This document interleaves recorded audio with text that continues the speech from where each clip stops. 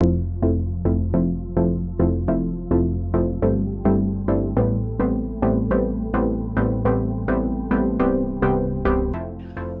to Keepin' It Real, where we feature entrepreneurs and enterprise leaders and celebrate their great ideas in our guest blog on shareyourstories.online.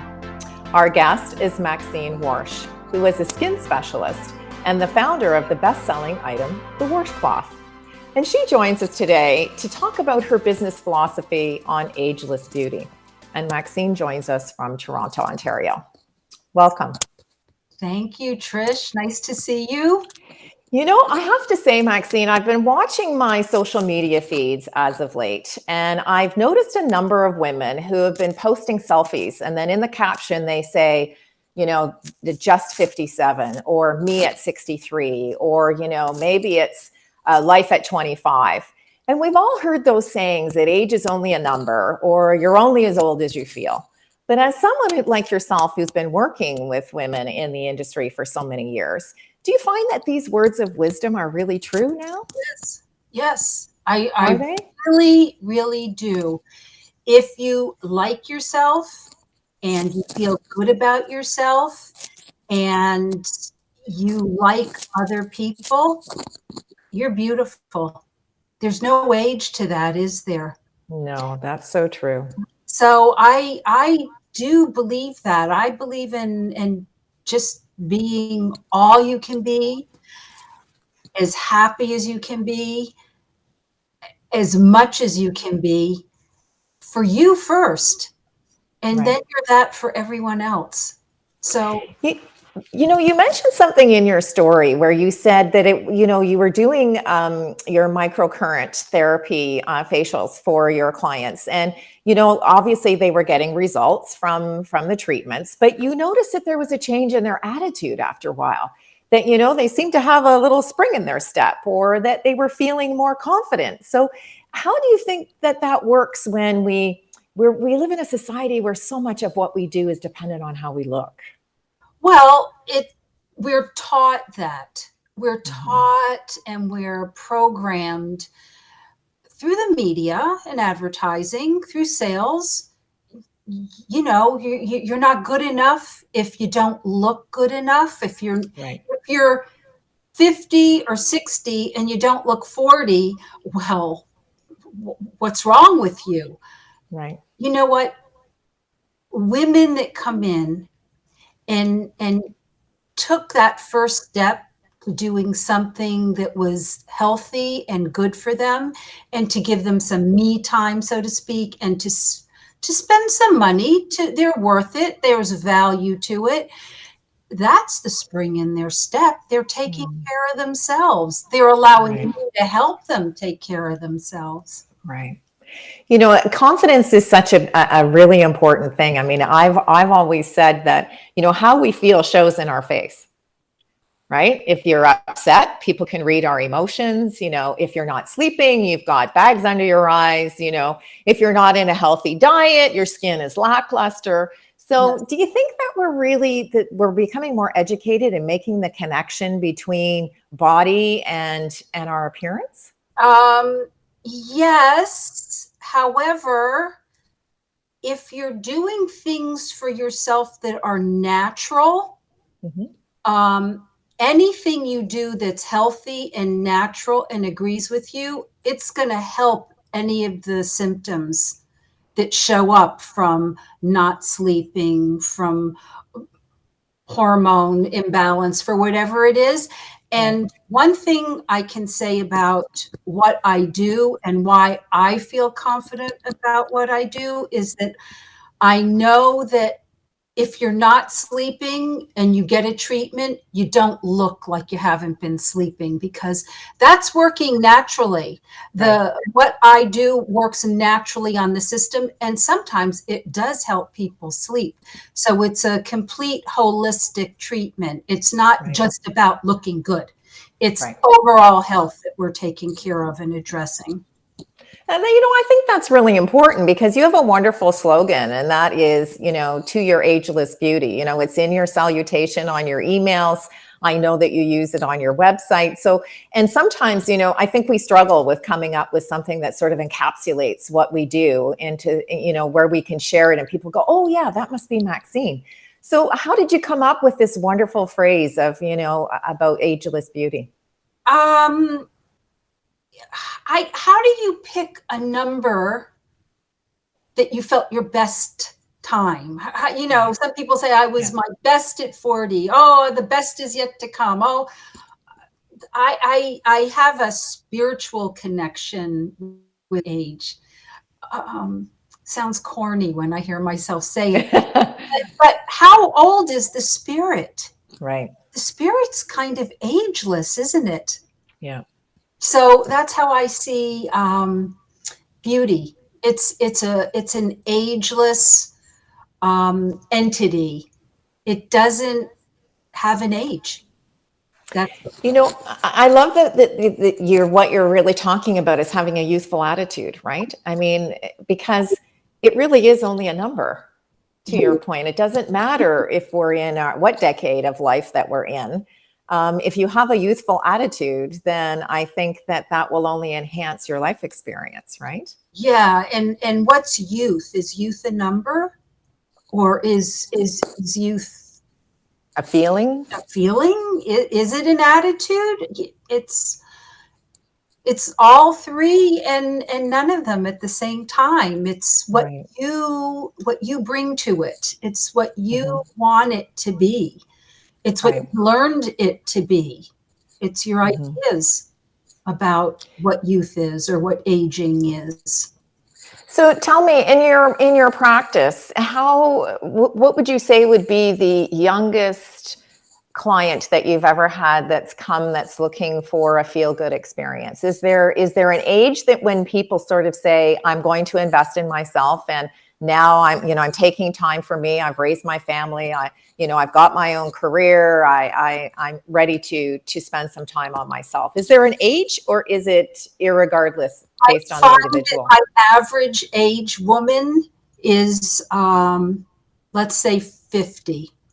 There's something about the number 50. Women at 49 or 51. That's like the number, 50. That's the magic number.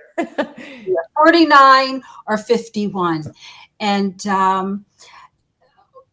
statistics say that most women think they look 10 years younger than their age. Oh, wow. Yeah, and I'm seeing that a lot of women at 40 will come in and say, I want to start now because I don't want to look 50 when I'm 50, and it's like there's all these ideas running around, and it's just like, whatever you do to take care of yourself naturally, I'm there for you. It's like we can talk about anything you want to talk about when it comes to aging. If it's natural, I am your champion. If it's not, well, I'll support you there too, but I'm more about a natural Approach. way of approaching. Yeah.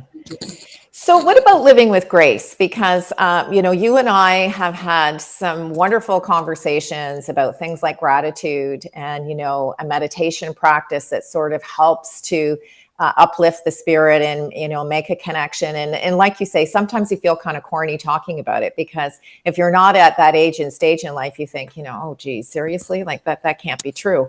But I think that living with grace, we both have our mothers, and our mothers are of a certain age, and I think that they have an attitude that's probably brushed off a little bit on us, right? Like, I'm sure your mother is like mine. She still gets up every morning at the age of 85 and dresses herself in what we might call your Sunday best or your work clothes, right? As if she's still going to work, because she said it makes her feel good. And if it makes her feel good, why shouldn't she do it? So would that be something that you would say, like living with grace? Because I think that as we age, we tend to think that, society sort of gives us a lot of pressure to say that, you're washed up, you're finished, you need to be a grandmother, not wearing your kitten heels and, really knocking the socks off with your outfit. Well, I believe grace is about acceptance. Ah, And if you're accepting those kitten heels and knocking them out with a great outfit at 85, I say go for it. yeah, I agree. And I if agree. you're 70 feeling like there's got to be more, then go get it, right? That's a really great point, because I think we forget that, we can do whatever it is we want to do based on our attitude and what our expectation is, right? Yeah, yeah. And it's just about, beauty is everywhere. It's in everything. And the more you connect to beauty, then you're it. Yeah. Yeah, that's so true. And we want to be with people who are positive, right? We want to be with people who feel good about themselves, who are welcoming in their approach. You can always tell, I don't know about you if you feel this way, but if you're going to a networking event, whether it's virtual or in person, you can always tell the woman in the room that you want to meet, because there's an attraction there in the way that she feels, the way that she presents herself. And it has nothing to do with, is she pretty or is she young or is she old?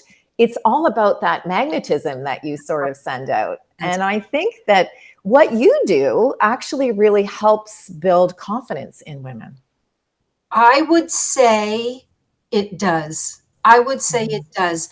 Um, those that hide, I don't want to say hide, those that choose a less natural way, it speaks volumes to a different approach in life. Right. There's people that do both. There's women that come to me and do the less natural, and I respect whatever their choices are. Right. That's part of their process. Um, confidence, again, this will and has given a lot of women a lot of confidence. They're Mhm. feeling better, they're looking better. They're looking Yep. better, they're They feeling feel better, right?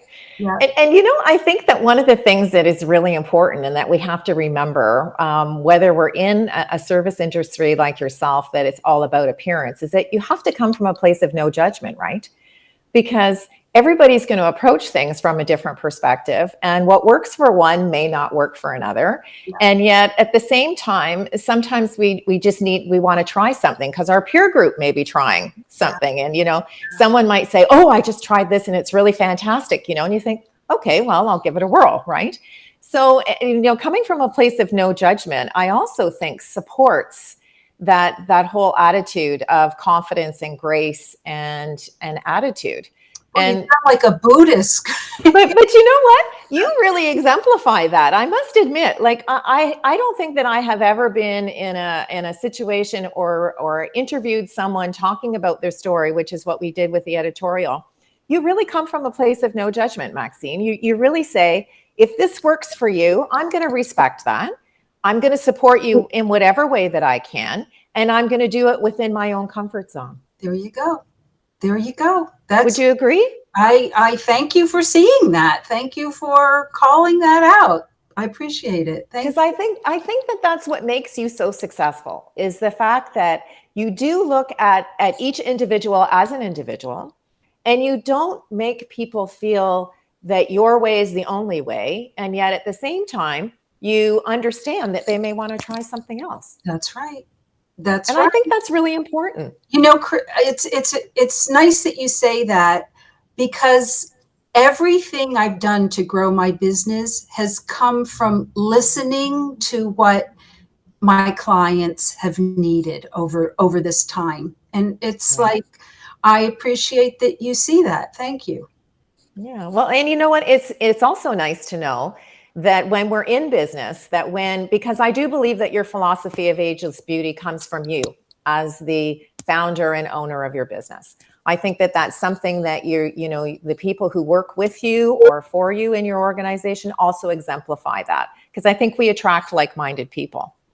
So I think that it's really important for our viewing and listening audience who may be starting their career or they may be changing their career to realize that we really do have a bigger impact on the people that we connect with than we realize. Well, we're all being called to be aware of how we're impacting each other. Isn't that the truth? I mean, certainly in the last 18 months, we're all doing a re-evaluation, right? That's very true. Very true. And there's a lot of good that's come out of the last 18 months too. Like if everybody's noticing that they're resting a lot more, that's good too. That's a positive thing for sure. Yeah, for sure. Yeah. Now, one of the things that we do in the guest blog when we're celebrating your great ideas is we ask folks to share 3 words of advice. And I'd like you to share with our viewing and listening audience what your 3 words of advice mean to you, and they are never give up. There have been so many times when things have gotten difficult, as things do get in business, and sometimes you don't know where the next client's coming from. With the last 18 months, you had to close down. And I just, whenever something's going off or not the way I think it should be going, Maxine, never give up. Never give up. Just don't give up. And I visualize what it is I'd like to see the business become, or who the next person, or how I can help the next person. And it's just never give up. It doesn't matter what, just never give up. And it keeps me going. You know, one of the lovely things that you also, when we were doing our interview, is you accredited your partner, David, with being a wonderful support. So, you know, I sort of said he's for every successful woman, there's a very supportive partner. That's true. And so, give us a little bit of insight into how that support system helps you to have the attitude of never give up. I can be exactly who I am at any time, and I know I'm safe, and I know that if I had to move mountains to see a client and couldn't get there, I know that he would move the mountain for me. Oh, isn't that nice? He would finish it. It's like that song, "The Wind Beneath My Wings." Mm-hmm. This is just, it's the nature of the relationship, and I am very grateful that it's nice to have support. It's a gift. It's a gift. And I certainly think that, one of the things that we often talk about as well is mentorship, and having conversations like this can be very inspirational to someone who may think, wow, if she can do it, I can do it, right? Which has always been my attitude. So I really thank you for sharing and being very open with not only the I call it the front side of the business, but the behind the scenes story, because I think that's really important for people to understand that, it's not all a bed of roses. There are going to be some thorns every once in a while. And that's just part of the natural evolution of being an entrepreneur. That's right. That's right. Thank you. Well, thank you, Maxine, for spending some time with us today. I'm sure our viewing and listening audience were able to really get some really great nuggets of information and inspiration from you. Thanks, Trish. Always a pleasure. To our viewing and listening audience, I'd like to thank you for joining us for this edition of Keeping It Real, where we introduced you to the person behind the logo. I'm Trish Tonai, founder and host for the series. And if you would like to share your business story, please visit our website at shareyourstories.online. In the meantime, thank you so much for joining us, and we look forward to meeting you next time when we share another great idea.